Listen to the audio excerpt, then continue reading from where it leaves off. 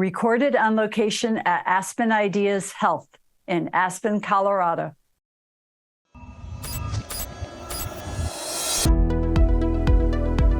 Well, Margaret, I think our viewers may wonder why we have this beautiful backdrop, and we're on location here at Aspen Ideas Health, and we're here to learn more about why major medical societies have pulled together to say that climate change is the greatest public health threat to the 21st century, and our guest here is going to tell us why.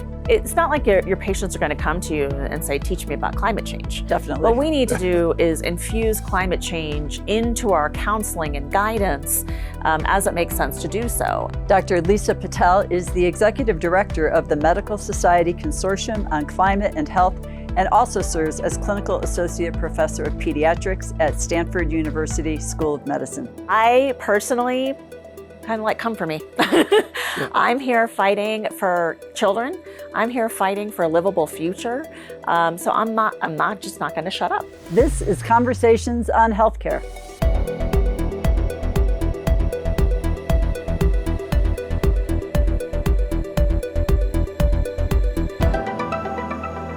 Well, Dr. Patel, welcome to Conversations on Healthcare. Thank you so much for having me. Yeah, and we loved your conversation yesterday. It was so informative, but tell us a little bit about the consortium, why they've pulled together, why this is so important. So the consortium started almost 10 years ago. We had long recognized, at least in the research, how climate change was affecting health. And this was something that most of us did not receive in our medical training. Mm-hmm. And so, and there were two things. There was both the impact on health, but also that we felt like the narrative around climate change was missing the moment. When we talk about climate change is an environmental issue, but when we talk about it as an environmental issue, it feels like it's a distant problem for a distant species. Yeah. When we talk about it as a health issue, it is both depolarizing and it is deeply activating. So for both of those reasons, the consortium started 10 years ago, and it has just grown exponentially since then. Tell a little bit about its goals and objectives. Yeah, so it is to place health at the center of Americans' understanding of climate change. And it's also to advocate for policies that get us off fossil fuels and onto renewable energy. Well, I understand, and this was good news, that the consortium recently received funding specifically to strengthen your local organizing and collaboration efforts for your Climate and Health Equity Fellowship. I heard you in your recent talk emphasize how important that local organizing was. Tell us what you're going to do with that funding, what are your objectives, and what are the objectives for those fellows?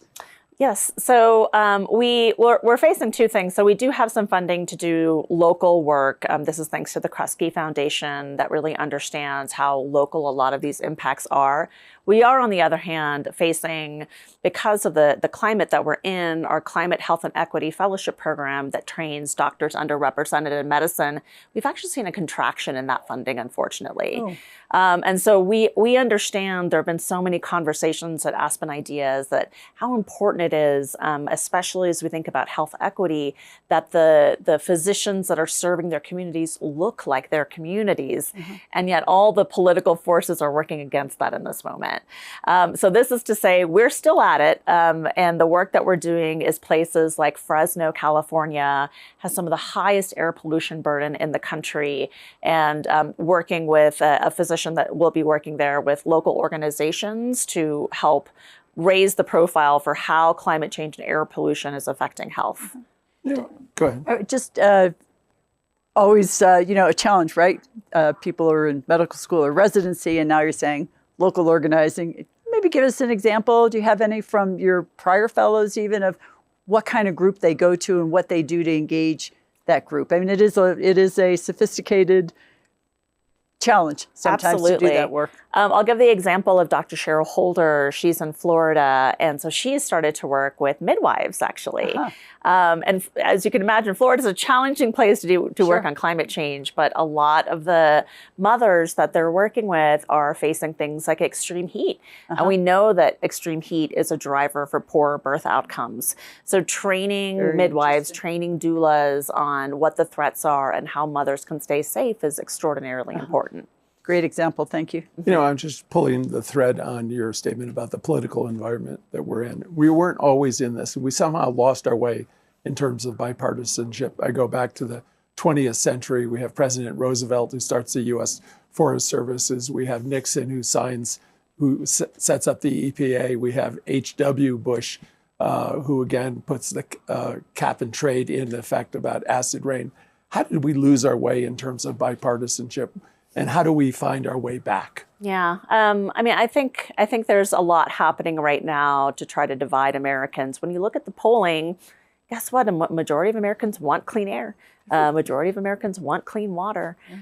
This is true across a lot of issues, though. A majority of Americans want gun control. A majority of Americans want access to reproductive services. There's a real disconnect between the people that are in power right now and what Americans actually want. And that, to me, is a longer conversation about where our democracy is.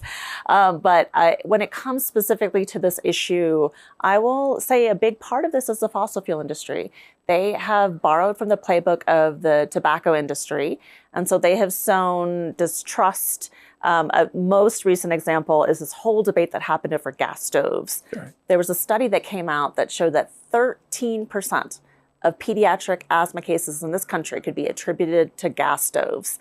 As soon as the industry saw that, they sowed this entire culture war about, oh, don't let the government come for your gas stove. And that wasn't what we were talking about. But the industry just jumped the moment they felt that they could face some pushback on use of their particular fuel. But they also picked up on that theme of a smaller government, right? That they don't want big government involved in your day-to-day work. And that somehow seems to resonate with people. And yet you were talking about examples of just local initiatives that are happening. Yeah. You seem to be able to counter that. Well, I think what it actually was, and it gets back to our value premise, is that when we talk about climate change and the burning of fossil fuels as a health issue, it is deeply resonant. Yeah. So if you can put a number and say that burning gas in your home, 13% of pediatric asthma cases can be attributed to that, oh, that really hits home, right? Yeah. And so I think that's why they came for it, is because they knew that this health is a resonant issue. Very personal. Yeah. Very personal. In your home. Absolutely, yeah. Well, Dr. Patel, you are a pediatrician, and you've made it clear that climate change is a pediatric health issue, and you offer up that children are uniquely vulnerable to heat, to wildfire, smoke, to infectious diseases, which people don't always make that association, and other climate-related hazards. And I wonder if you'd share with our audience more of your insights, again, coming from that pediatric perspective, so important to parents. And if there's somebody who's trusted in healthcare, it's the pediatrician caring for your children. Yeah, so, and I'll just give some examples specifically of what I've seen in the hospital. And so I've seen dehydrated infants. I live in Northern California. We don't have the same air conditioning coverage as you would have in places in the South, for example. And so infants, especially in the first week of life, are highly vulnerable to periods of extreme heat. They just can't regulate their temperature the same way. Or I've seen families that are trying to stretch their formula because the formula is so expensive. And when you dilute the formula that way, that is also a risk for a different kind of dehydration in infants. So we have to admit those infants and get them rehydrated. I've cared for both athletes and outdoor workers who were outside in extreme heat that came in with kidney damage. Now, in a young child or a teenager, that's easy to reverse, but emergency medicine physicians will tell me they have outdoor workers that show up in frank kidney failure because they've taken hit after hit after hit where they didn't get treatment and now their kidneys are shot. During periods of wildfire smoke, we estimate wildfire smoke to be 10 times as toxic as the regular air pollution we breathe. And that is because the wildfires we're now seeing, Palisades is a great example, cars go up in flames, batteries go up in flames, chemicals, and so that air pollution is much more toxic. Kids under the age of 5, their airways are smaller, and so it irritates, a small amount of irritation in those smaller airways drives more respiratory trouble. And then there are the mental health impacts. So I'm a hospitalist, and so we have kids that come in on something called a 5150. That means that they either tried to harm themselves or harm someone else. Often they've been trying to harm themselves. and they're placed on a psychiatric hold for 3 days. One of my physician colleagues who works in the emergency room has started to put a number to how many of those kids are endorsing climate anxiety as part of why they're there. And what I saw, or what we experience, we don't have enough psychiatric beds in this country. Those kids will sit in our emergency room for 3 days, which is the hold, and then at the end of it say, I don't want to hurt myself anymore. And off they go with getting none of the services they need. So those are just a few. Wow, those are pretty powerful. Do you want to make one comment maybe about the link to infectious disease? Because I'm not sure parents have as much of an understanding of that. That's another one. So we are seeing a spread of tick-borne disease. Ticks, that their habitat is changing. Yeah. And so what I'm hearing from pediatricians is that they never really had to learn how to treat things like Lyme. I mean, you learn in medical school, but unless you're in a place with it, you don't really learn. Like where we are. We're in Connecticut. Oh, yes. But the habitat is spreading. And so it's entering new places where you may not know that it's a threat, but it is, because the habitat is now in different places. You know, I want to pull it out of the hospital, pull it back to primary care, and you say that pediatricians should be trained on, climate-related health impact. What's that look like in an exam room? You know, Margaret, we're involved in prescription for play, where we're at the primary care office educating families how to play together. What do you have in a primary care office that might be analogous, that might help people explain how this impacts your youngsters? I wish we were farther. Okay. There's so much more we need to do. One of the things we've been trying to do in pediatrics is to it's not like your patients are going to come to you and say, teach me about climate change. Definitely. What we need to do is infuse climate change into our counseling and guidance as it makes sense to do so. And so a colleague of mine, Becca Phillipsborn at Emory, she's put some thought into when you go for the 2-month visit or the 4-month visit or the 6-month visit, because parents have to go for each of those. Yeah. Integrating, there's a checklist that you do that we all use called Bright Futures. Right. Can we do a little bit of climate education in each of those visits as it makes sense for why the parent came to you at that point in time? And that's what, in pediatrics, that's what we would love to see, is to not create a whole visit around climate, but build parents' efficacy to understand how the world is changing bit by bit as the child grows. Right. And that may be different from region to region and from season to season, but having that as anticipatory guidance. Yeah, and I'll give you a really concrete example that I've started to do in my practice. A lot of my patients are on Medicaid. Many of them need food assistance. And so it has become my practice from spring until late summer to ask them when they go home, do you have access to air conditioning? Can you afford your air conditioning bill? And I've actually found 2 families where they answered that they didn't have air conditioning or they couldn't afford that bill. And as I mentioned, there's a higher risk of mortality in that first week. Right. And so we work with social work to find them a safe place to be. Right. And Medicaid will cover that in many states, but I'm sure that's not universal, and parents need to know to ask for it because they may not associate newborns with the same Medicaid probably does not cover your ability to stay somewhere else. Like we found them relatives to stay air with. Conditioning. Oh, yes. There are some states that, like Oregon, where things like climate benefits are starting to show up, but they are the exception, not the norm. Well, I want to talk about a recent piece you had that had a headline, certainly caught one's attention. The EPA just made our air less safe to breathe. What did they do, and how did you come to that conclusion? So the EPA has taken a number of actions over the last year and a half. When Administrator Zeldin came into his position, he said that he was going to do a mass deregulation. And so many of the air quality protections that we had put in place based on science and based on tens of thousands, if not millions of public comment, said we need to strengthen our air quality protection. The more research we have, the more we understand there's no level of air pollution that is safe. But this administration has said that their priority is to protect industry profit and not even to count the health or how our health will be damaged by deregulation.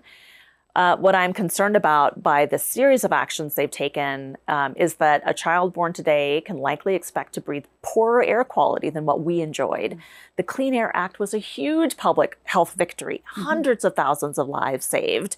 And now we're erasing all of it. It's such a shame. I mean, it's the same with vaccines, right? Huge public health victory. And we're essentially erasing all those lessons. Yeah. You know, I want to go back to the question we had earlier about bipartisanship. And I note that the Center for American Progress collected information that showed that there were 123 members of Congress who sort of publicly denied the scientific consensus about the environment. And again, trying to figure out whether that is something that's about the facts or is about politics. It's about money. Yeah, again, it's who funds them to be in office. And the fossil fuel lobby has a lot of money. And so they will not go across a lobby that is willing to pay them as much as they get.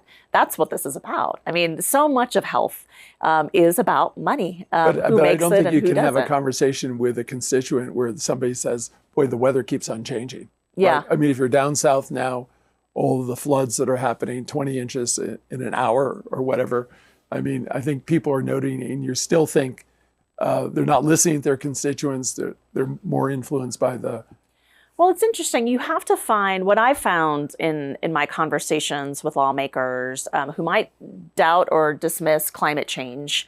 We find other ways to talk about it. Yeah. And so I actually met with a staff member for a representative in Arizona who wanted to abolish the EPA.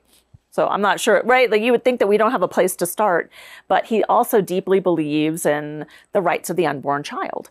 And so what I said to him was that fossil fuel pollution crosses the placenta and enters the developing fetus. We have found evidence of that pollution in a developing fetus's brains, lungs, and liver. That caught his attention. That's powerful. Right? Yeah. So you have to find there are just so many ways that the pollution that we've just dumped on our beautiful earth. Yeah. You've got to find the ways in. The other place that we found, especially people that work in with agriculture or with ranchers, water access is a big deal. Yeah. And we are seeing all of the precipitation and water availability patterns change because of climate change. So just don't say climate change. You really bring it down to the issue. Well, we're here matters. In Colorado, the Colorado River, which impacts all the way over to California. It's having an enormous impact on all elements of public life. Yeah. But when you bring it really tangibly to the issues that we all care about, and don't use the hot button words, you can build that consensus. Just one more example on this point. I had a colleague go visit Josh Hawley's office, and the staffers there were saying they are just loudly hearing from their constituents about data centers and all the concern around data centers. And so they were saying to my colleague, like, please give us the data on health. We need to understand how this is affecting the health of our constituents, and we know how to help them, right? And so when you talk in that common currency, the things we care about, we can actually move forward.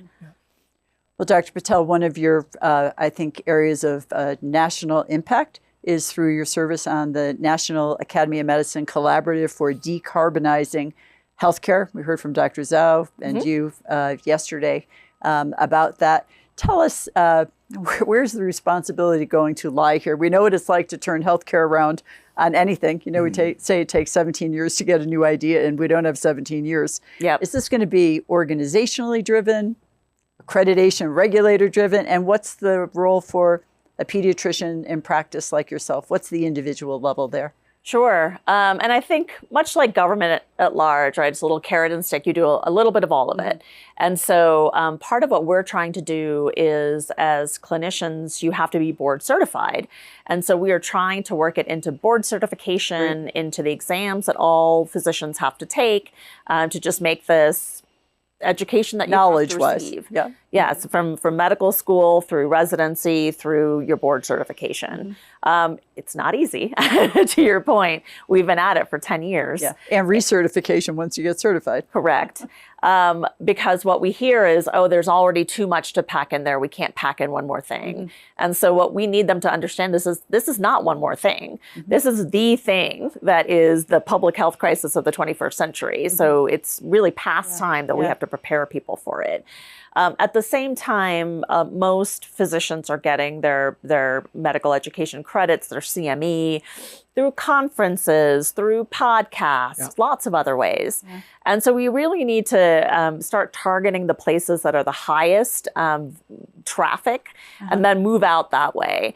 And so I've been lucky. I've been able, UpToDate is a resource that a lot of physicians use. And so getting information into UpToDate has been important. Getting information, we actually have a column with MedPage Today, getting the information out through venues like MedPage Today. So picking these high impact areas and trying to make sure that they offer climate content. And for individuals, that may change people's attitude, beliefs, and action. But what about organizational change? Is there anything on the horizon? Are you advocating for the Joint Commission or for HRSA? Well, probably not HRSA at this point in time, but any of the accrediting organizations to say, look, healthcare organization, decarbonizing is part of your responsibility as a healthcare organization? So full credit to the Joint Commission. They actually tried a few years ago, and they were going to mandate certain sustainability criteria. And there was a block of hospitals that they heard loud and clear that if they were forced, they would just go to a different accrediting body. And so they made it optional. They built it in, but we have some work to do there. Okay. And I think especially with the generation that's coming up that understands that this is no longer optional, I think we'll be in a different place as the years move on. I want to get back to the concept of things that aren't easy, and particularly all of them.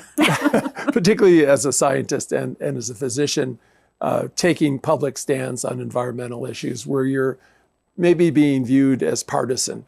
What are you hearing from your colleagues, and what are the sort of benefits of risk that people face when they're out there speaking their mind? Yeah, and this is where I think it's so important for allyship, right? There are certain people where you can speak out and the risks to you are far less than my Black physician colleagues, for example. So I personally kind of like, come for me. I'm here fighting for children. I'm here fighting for a livable future. So I'm not going to shut up. Like, this is too important.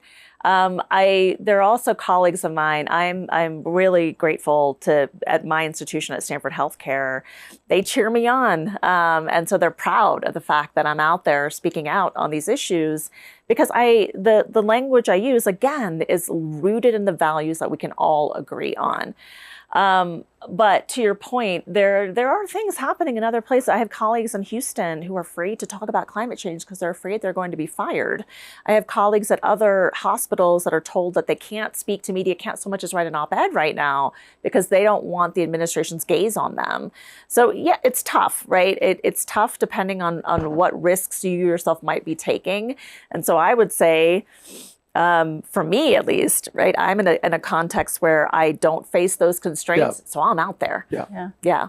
Well, you're out there both on this national platform with all of your knowledge about climate change, but you also continue to practice as a pediatrician, which of course gives you tremendous credibility, I think, both nationally and personally. But I'm wondering, using your own institution as an example, and you've spoken so positively about it, what's your experience with getting everybody else on board? You know, it's from the maintenance department to the clinical assistants to the medical staff, the nursing staff, the administrators. How many efforts, or what are the insights that you've had perhaps of trying to mobilize understanding and action in your own petri dish, as we would say, of an institution? I mean, it has just blown me away. And I think especially because the sky turned orange for us in California in 2020. And it was really frightening.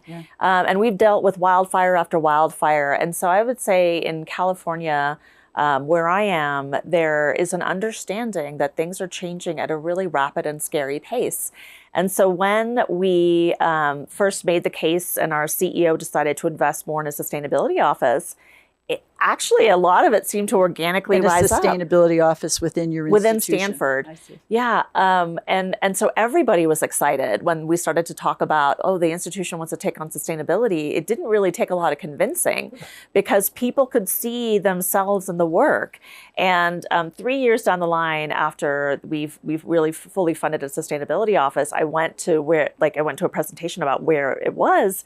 And along every line, people were engaged and involved. Now, we know from research that people actually want their institutions to take on sustainability, especially the younger generations, because it feels like you're part of something bigger than yourself, and that you can see yourself in making the institution do better. And that's just something we all want to be a part of. Great. You know, your history, your story is so inspiring. Maybe talk a little bit about, you started off as an environmental scientist, and then you moved your way over to as a physician. Does that give you more credibility in speaking on these particular areas? But start off with your journey, because I think our viewers would be interested in knowing more about where you came from. Sure. Yeah. So I came out of college and decided I was going to do ecology and evolution. First, I was going to work on saving tropical rainforests. And I got into that field work and sort of recognized that I wanted to do something that was more service oriented. But now I had this background in environmental science. So I went, I worked for the EPA, and there I worked very closely with the government of India, with the ministries there, on specifically air and water quality. And that just really opened my eyes. I remember we were doing a New York to Mumbai sharing project on childhood asthma. And so they took me to the pediatric ward in Mumbai for children that were having asthma attacks. And then they took me to the gymnasium next to the hospital because there were so many children suffering from asthma, they couldn't fit within the hospital itself. And that was the first time I came to recognize, I'm like, what? This is crazy. The air is so polluted that children are being, you know, they have this disease from a very young age that they're going to have to live with for a long time. So from there, I realized that, again, I wanted to do something more service oriented, but I had that background in government. And so I went through my pediatrics training and came out the other side and started working on climate change. I didn't really have a leadership position to begin with. There were none.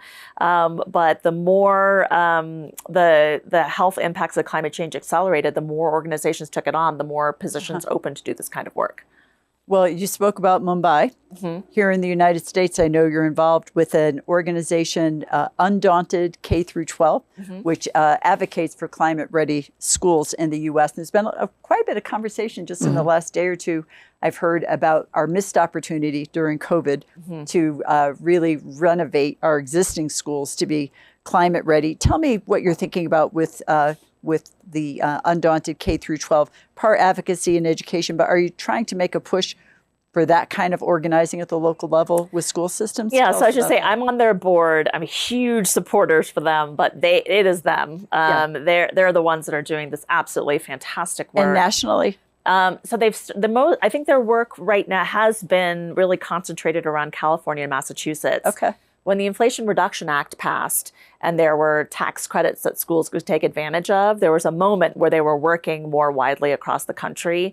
There has been some pivoting with the gutting of the Inflation Reduction Act under the Big Beautiful Bill, where we once again had to reconsider. Sure. What we need a huge federal investment, and we saw some of it during the pandemic for HVAC systems. Right. That was a start, but it's really a drop in the bucket. Most school infrastructure relies on local funding, and it is simply not enough. And so what I constantly say is, my goodness, like, we need schools that are worthy of our children, and we are so failing on that front. There's a school just 2 miles away from where we are in San Francisco Unified, where the teachers thought they smelled gas. And they were told it's not gas, it's just rats decomposing in the walls, as though this is a legitimate reason. It turned out it was gas. And this, by the way, was right when... I don't know if that was the good news or the bad news. Well, yeah, so all the kids they just got back in school after the pandemic, traumatized from the pandemic itself. And then they have to evacuate the entire school because the school could explode from gas, right? Like, this is insane. Yeah. We're the richest country in the world, and we can't guarantee a good school building for our children.